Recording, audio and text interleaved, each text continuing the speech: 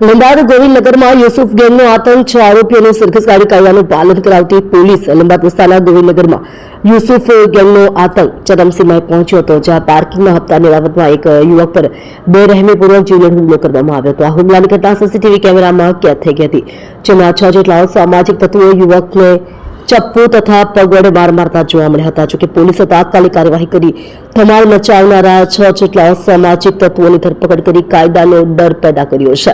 સુરતના લીંબાદના યુસુફ ગેંગનો આતંક. પ્રાપ્ત માહિતી અનુસાર લીંબાદ ગોવિંદનગરમાં પાર્કિંગના હપ્તા બાબતે ચાલી રહેલા વિવાદે હિંસક સ્વરૂપ ધારણ કર્યું હતું. યુસુફ ગેંગના સભ્યોએ યુવકને નિશાન બનાવીને ઘાતક હુમલો કર્યો હતો. આ હુમલાથી આ વિસ્તારમાં ભયનું વાતાવરણ સર્જાયું હતું.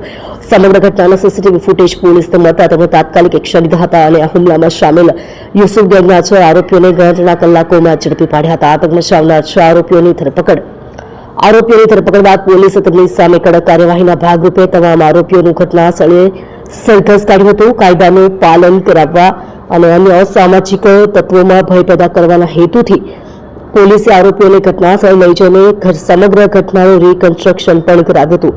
આ કાર્યવાહીથી સ્થાનિકોમાં પોલીસ પ્રત્યે સંતોષની લાગણી જન્મી છે. પાર્કિંગના હપ્તા બાબતે યુવક પર હુમલો કર્યો હતો. ઉલ્લેખનીય છે કે યુસુફ ગેંગના આરોપીઓ પર પણ અગાઉ ગુસીટોક હેઠળ ગુનો દાખલ થયેલો છે. તેમની ગુનાહિત પ્રવૃત્તિઓને ગંભીરતા દર્શાવે છે. પોલીસે આ સામાજિક તત્વો સામે કાયદાકીય કાર્યવાહી કરીને આ વિસ્તારમાં શાંતિ અને સલામતી જાળવવાની કટિબદ્ધતા દર્શાવી છે. પોલીસની આ કડક કાર્યવાહીએ અન્ય ગુનેગારો માટે એક સ્પષ્ટ સંદેશ આપ્યો છે કે કાયદાનું ઉલ્લંઘન કરનારને છોડવામાં આવશે નહીં.